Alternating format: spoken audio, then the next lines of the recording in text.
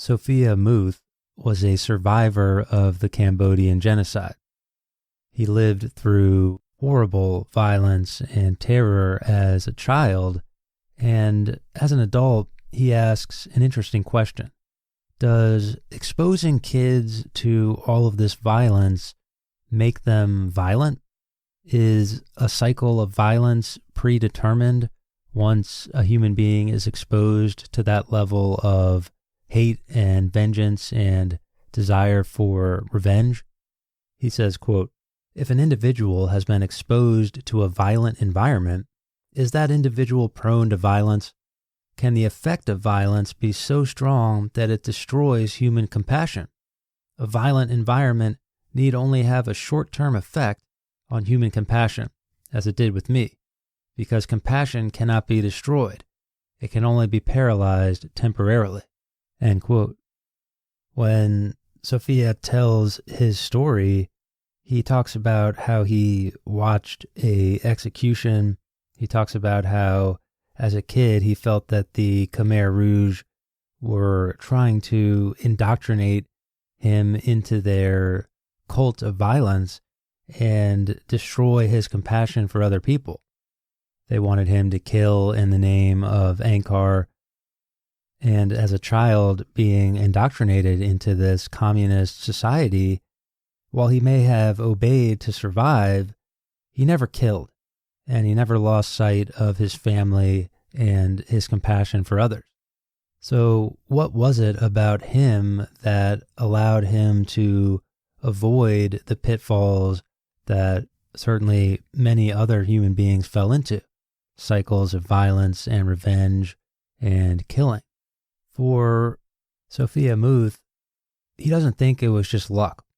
He thinks that somewhere deep down, he made a decision to uphold a higher value of compassion and a higher goal of protecting others. A favorite quote of this podcast comes from the great fantasy author Brandon Sanderson, who has a character in one of his books who says, "You can't protect by killing." Sophia Muth might agree, and he thinks about this question, saying, quote, "The Pol Pot regime turned several people into fierce human beings. I know several refugees who used to be killers that are now leading religious lives. When I asked them why they did what they did during the Pol Pot regime, they said they didn't have any choice. And that is why they didn't think about morality when it came to obeying orders. For me, I value other people's lives as much as I love my own. I could not kill because Anka told me to. Whatever decision I made, it was not to hurt or kill anyone, but to serve and to protect them whenever I could. Neither the cadres nor Anka could convert me against my will. Now, compassion is mine." End quote. He is just one person, of course, and everybody's different, but maybe that's one way to avoid losing yourself in a cycle of violence. To make that commitment to a higher ideal of service and good without getting dragged into violence. But doing so takes admirable courage and discipline, especially when you're just a kid.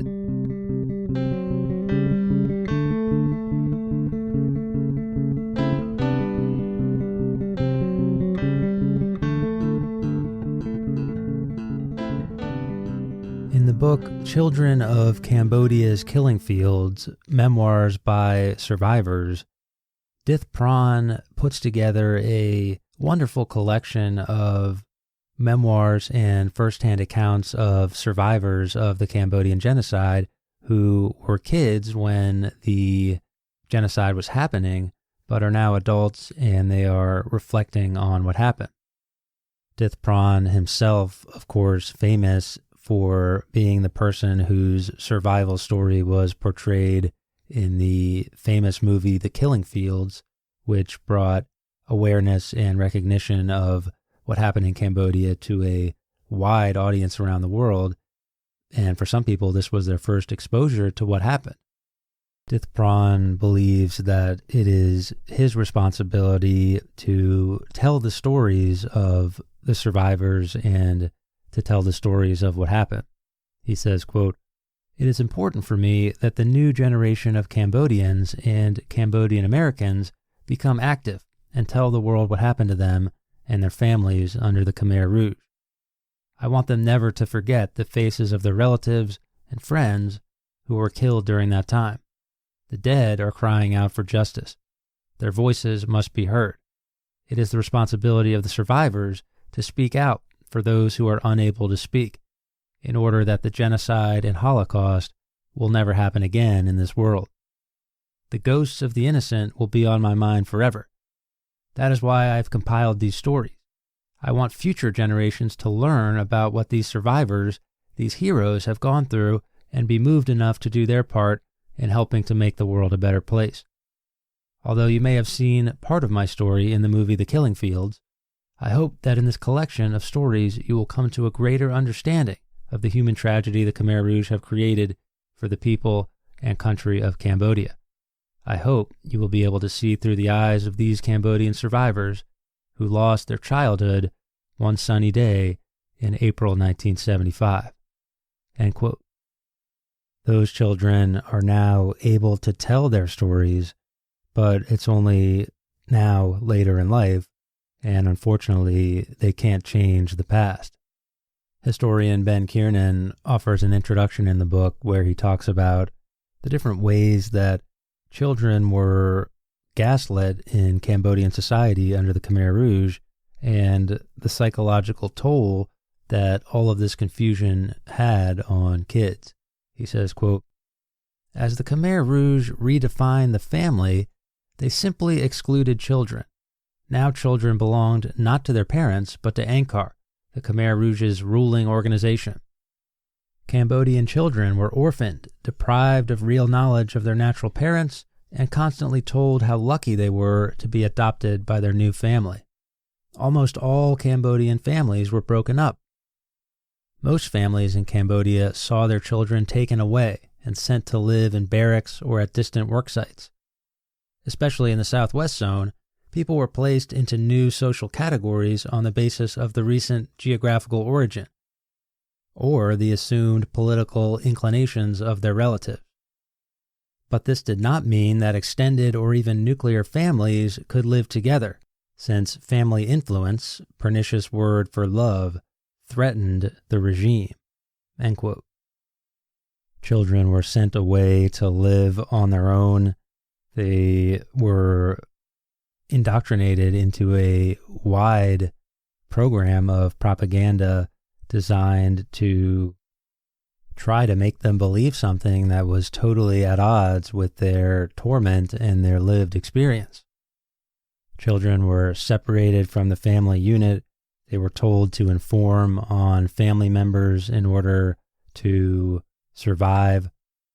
Ben Kiernan quotes a 1977 song that the Khmer Rouge taught to kids in the Southwest Zone of Cambodia called "We Children Love Angkar Boundlessly."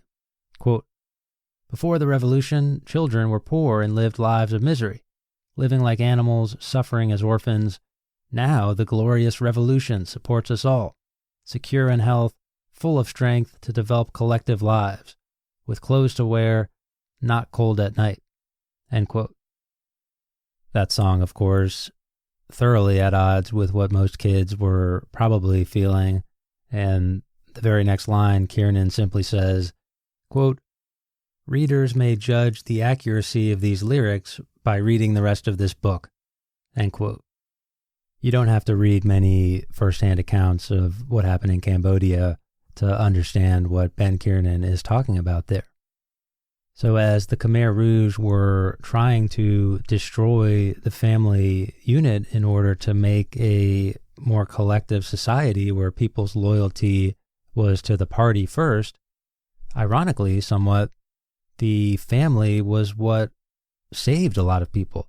It was what motivated a lot of kids to protect and serve their parents and their siblings as Sophia Muth talked about earlier in the podcast.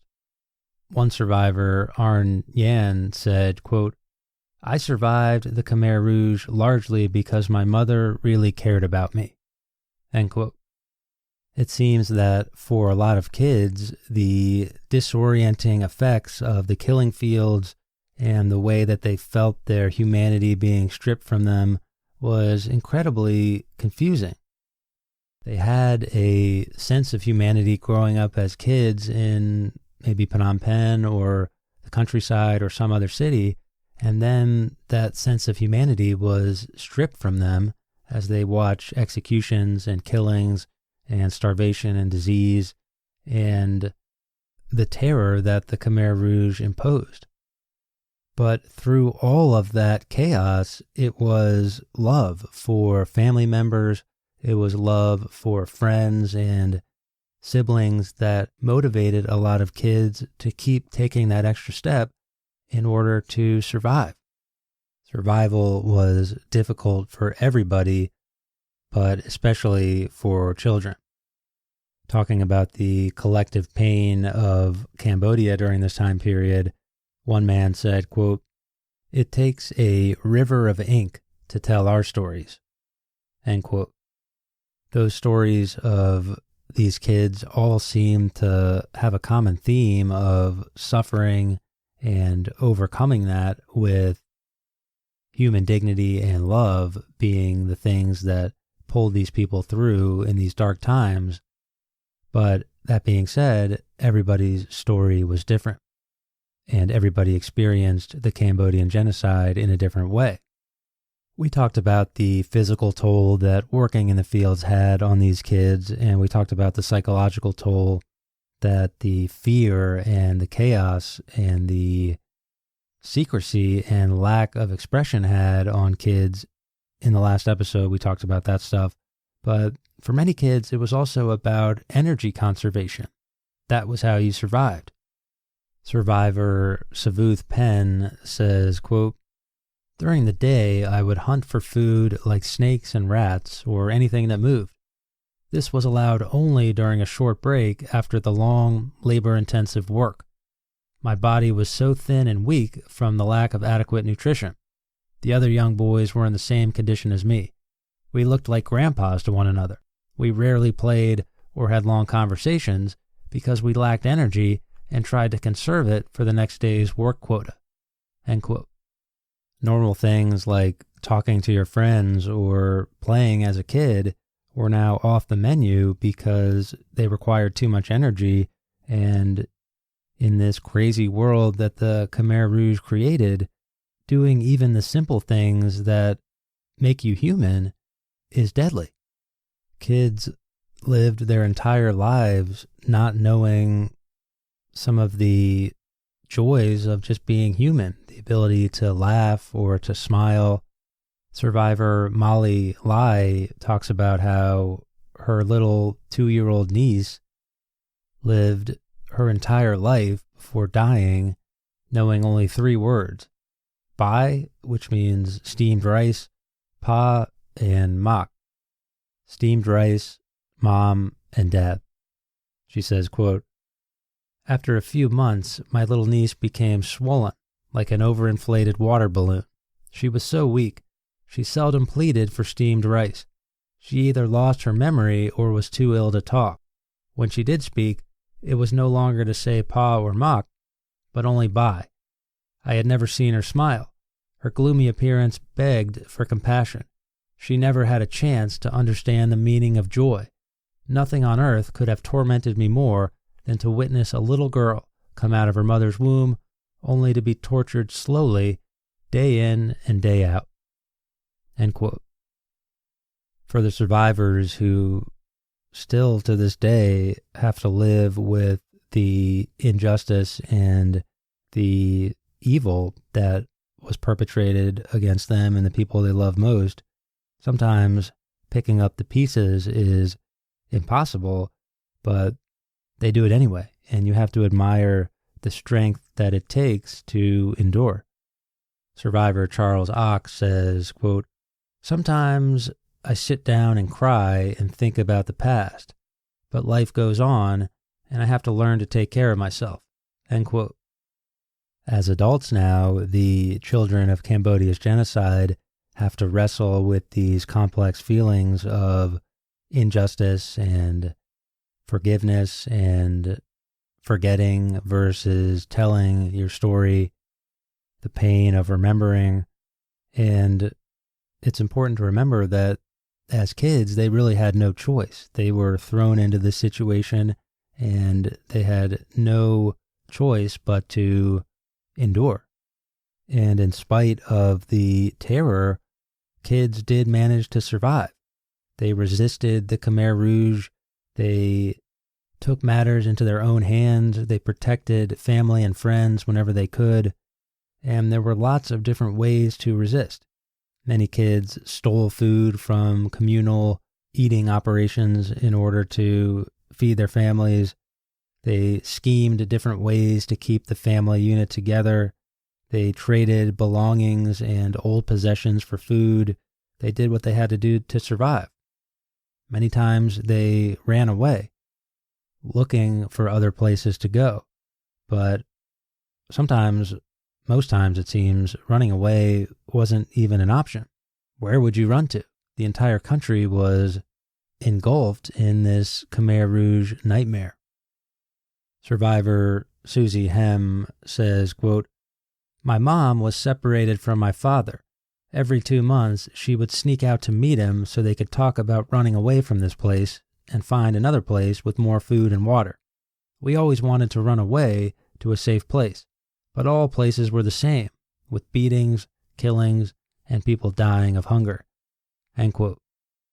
As we've seen in this episode and in previous episodes from this podcast series, kids really did go through something unprecedented in Cambodia during the reign of the Khmer Rouge. A boy by the name of Ronnie Yimsut survived a brutal massacre that was known as the Tonle Sap massacre. Basically, he was buried alive, lived in the jungle for weeks at a time, eventually finding his way to a Thai prison, which he described as an improvement over the conditions in Cambodia. From there, he made his way to a refugee camp, and then from there to America and safety. But in his account, he also gives voice to many others who never had a chance to speak. He talks about how telling his story and having his story be told gives him a sense of purpose, and it gives him an opportunity to just maybe, if he can tell what happened with his experience, maybe that will contribute one day to somebody else not having to go through what he did. And if that's true, then he's making the world a better place with his grit and his determination and his ability to tell his story. But of course, that doesn't mean that the wound is healed. Sometimes time doesn't heal all wounds, at least not wounds like the wounds from the Cambodian genocide. Ronnie Yimsut says, quote, "I still have nightmares about the massacre on that dark December night. It has never completely gone away from my mind, and I am still horrified just thinking about it. Time does not heal such emotional trauma, at least not for me. I have long since learned to live with it. My life must go on." End quote. If you're interested in some firsthand accounts of the Cambodian genocide, I would definitely encourage you to go pick up this book, Children of Cambodia's Killing Fields. While it does go through some pretty horrible stories, and as Ronnie pointed out in that last story, sometimes certain things can't be forgiven and time isn't going to heal these wounds. But the more accounts like this you read, you do see some glimmer of humanity in them. In spite of all the odds and in spite of all the evil around them, these people never gave in. They continue to this day to respect the dignity and humanity of everybody. They display the pride and the strength to tell their stories, and they demonstrate a devotion to a higher ideal, something bigger than themselves, and a selflessness and a compassion for others. Perhaps Sophia Muth was correct when he said that compassion cannot be destroyed, it can only be paralyzed temporarily.